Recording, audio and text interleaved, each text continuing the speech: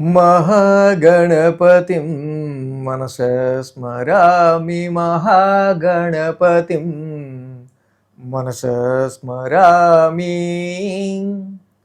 TR creations family అందరికీ నా హృదయపూర్వక ధన్యవాదాలు. అలాగే మే మాసానికి సంబంధించి మాస ఫలితాలు ద్వాదశ రాసుల వారికి ఏ విధంగా ఉండబోతున్నాయి ఏంటి అనేది చూసే ముందు మేజర్ ఈవెంట్స్ మేలో మనకు చూస్తే కనుక 15 మహాశివరాత్రి ఉంది. సో అలాగే 25 రోహిణీ కార్తె, తెలుసుగా రోహిణీ కార్తెకి ఎండలు ఎలా ఉంటాయి అనేది.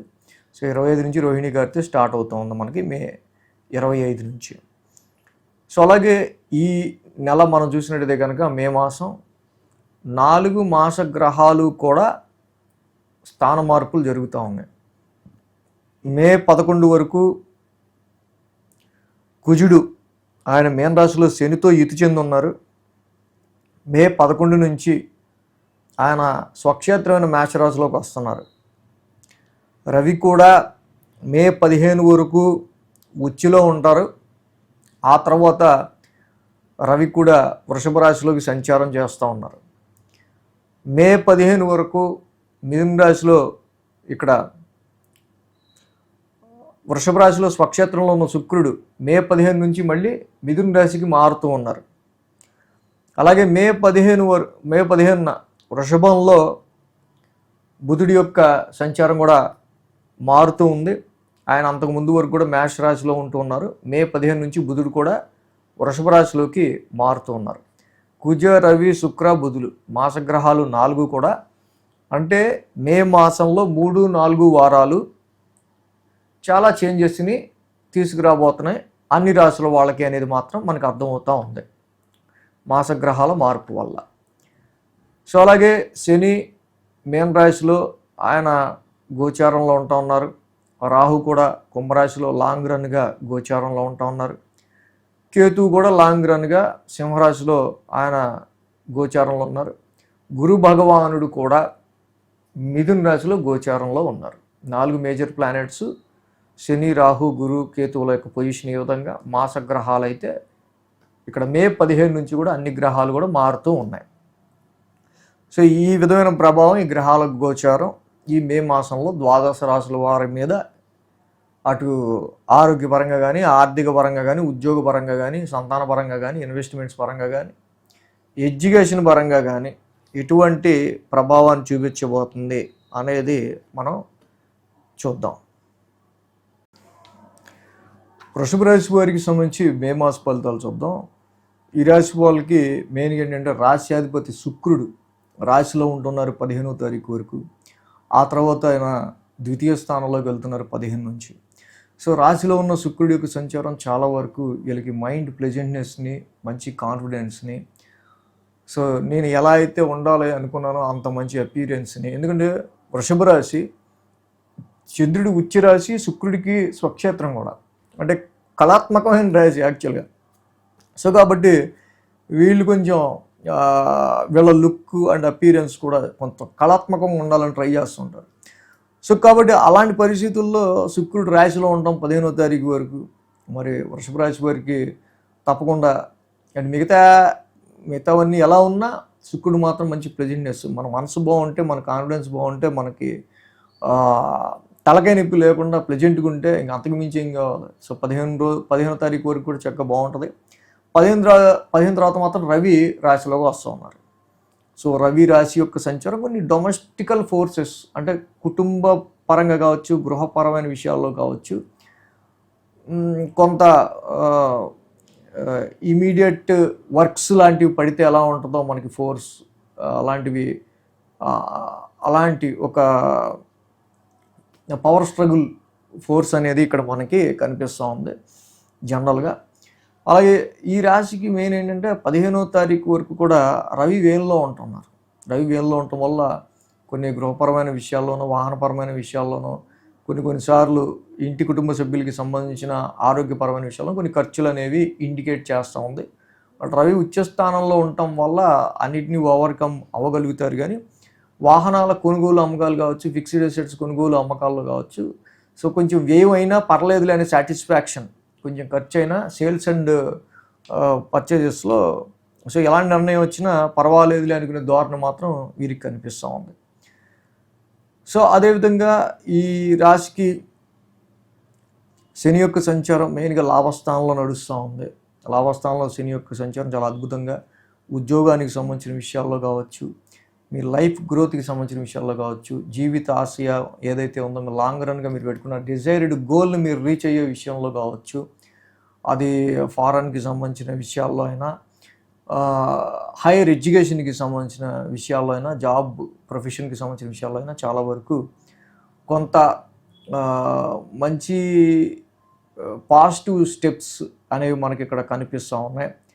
కుజుడి యొక్క యుతి కూడా కనిపిస్తుంది. అట్ ద సేమ్ టైం మనకు కుజుడి యొక్క యుతి కూడా లాభస్థానంలో కనిపిస్తుంది. బట్ కుజశనులకు ఉన్న ఈ యొక్క వైరం ఏదైతే ఉందో కొంతవరకు ఏంటంటే జాబ్ చేసే చోట మీ కోవర్కర్స్, సహోద్యోగులు, లేకపోతే ఫ్రీక్వెంట్గా మీరు కలిసేవాళ్ళు ఎవరైతే ఉంటారో వాళ్ళతో చిన్న చిన్న ప్రాబ్లమ్స్, డిస్టర్బెన్సెస్ వస్తూ ఉండే ఆస్కారాలు, ఇప్పుడు ఇంత నా వర్క్ అంతా బాగా నడుస్తుంది అనుకుంటా ఇంక వీడితో గొడవ ఒకటి నాకు అనుకున్న అలాంటి పరిస్థితులు కొన్ని మనకు కనిపిస్తున్నాయి. 11వ తారీఖు నుంచి కుజుడు కూడా వ్యయ స్థానంలోకి వస్తున్నారు. సో 11 నుంచి కుజుడు యొక్క వ్యయ స్థానం సంచారం, దిస్ ఈజ్ ఇండికేటింగ్ బిజినెస్ పరంగా ఎక్స్పెన్సెస్ కావచ్చు, అండ్ అలాగే ప్రవాసం, state to state journeys, any long జర్నీస్కి సంబంధించిన విషయాల్లో ఇండికేట్ చేస్తూ ఉంది. అండ్ మ్యారిటల్ లైఫ్లో మాత్రం డిస్టెన్స్ విత్ యువర్ స్పౌస్, భార్యాభర్తల మధ్య సమ్ డిస్టెన్స్ అనేది కనిపిస్తూ ఉంది కుజుడు వ్యయ స్థానం సంచారం వల్ల. అలాగే గురువు గారు ఈ రాశికి సంబంధించి ధనస్థానంలో ఉన్నారు. ఆర్థికపరమైన విషయాల్లో గురువు గారి యొక్క ట్రాన్సిట్ బాగానే యోగిస్తుంది. శుక్రుడు కూడా మళ్ళీ 15వ తారీఖు నుంచి ద్వితీయ స్థానంలోకి వస్తున్నారు, ధనస్థానంలోకి. రాక్షసుల గురువు, ఇటు దేవతల గురువు ఇద్దరు కూడా కలిసి మెయిన్గా మీరు ధనస్థానంలో ఉంటున్నారు కాబట్టి అటు సాత్వికంగా కొంత సంపాదిస్తారు, కొంచెం ఇటువైపు అసాత్వికంగా కూడా కొన్ని సంపాదిస్తూ ఉంటారు. బట్ గురు శుక్రుల యొక్క యుతి ఎనీవేస్ ఆర్థిక పరంగా, ధనపరమైన విషయాల్లో చాలా పాజిటివ్నెస్ క్రియేట్ చేస్తుంది. కుటుంబపరమైన విషయాల్లో కూడా శుక్ర గురుల యొక్క యుతి, ఇద్దరు కూడా గురువులే, దేవతల గురువు, రాక్షసుల గురువు ఇద్దరు కూడా గురువులే. కానీ ఇక్కడ ఫ్యామిలీ ఎన్విరాన్మెంట్కి సంబంధించిన విషయాల్లో కొంతమంది ఒక విధంగా ఆలోచిస్తే ఇంకోళ్ళు అంత ఏమో ఆలోచించాల్సిన అవసరం లేదు వాళ్ళ గురించి అన్నట్టుగా కొన్ని అలా డివైడెడ్ ఆలోచనలు అనేది ఫ్యామిలీలో ఉండే ఆస్కారాలు ఉన్నాయి. దీనివల్ల పెద్ద నష్టమే ఉండదు. సో కాబట్టి ఏదైనా గురు శుక్రుల యొక్క యుతి తప్పకుండా ఇక్కడ మీకు ఆర్థికపరమైన విషయాల్లో మాత్రం కొంత మంచి ప్లస్ పాయింట్గానే మనం చెప్పుకోవాలి. అట్ ద సేమ్ టైం మనకి ఏంటంటే మెయిన్ 15వ తారీఖు వరకు కూడా మరి అర్ధాష్టమంలో ఇక్కడ మన కేతు సంచారం నడుస్తూ ఉంది. అర్ధాష్టమంలో కేతు ఉన్నారు. అదే రాశ్యాధిపతి రవి మళ్ళీ మనకి ఉచ్చ స్థితిలో వ్యయ స్థానంలో ఉంటూ ఉన్నారు.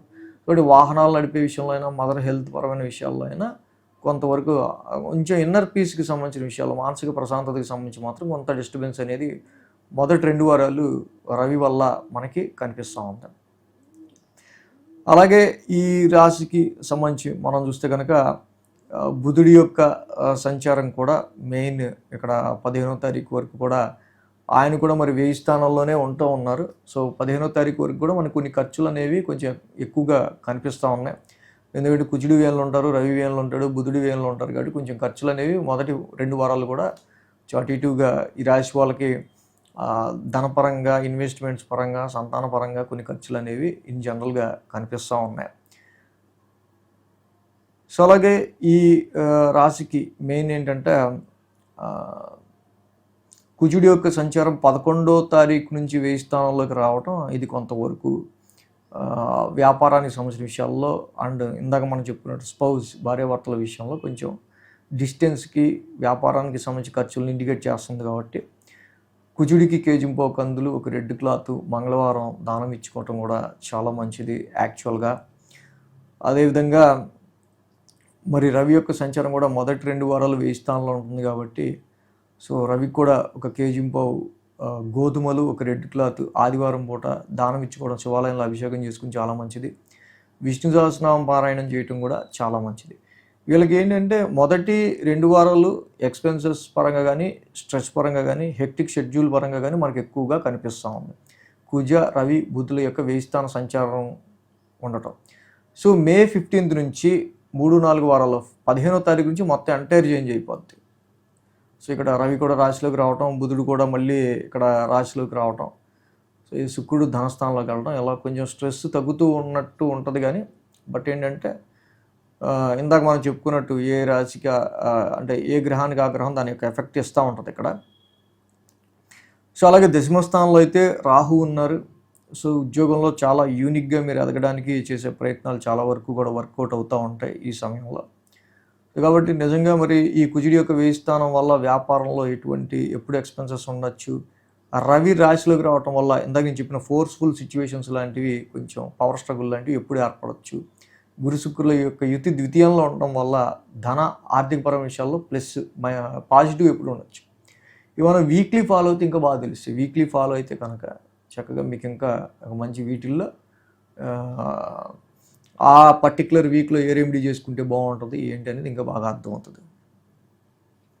So thanks for watching TR creations. ధన్యవాదాలు. ఈ వీడియో కనుక మీకు నచ్చినట్లయితే లైక్ చేయండి, షేర్ చేయండి. మరిన్ని అప్డేట్స్ కోసం సబ్స్క్రైబ్ చేయడం మాత్రం మర్చిపోకండి.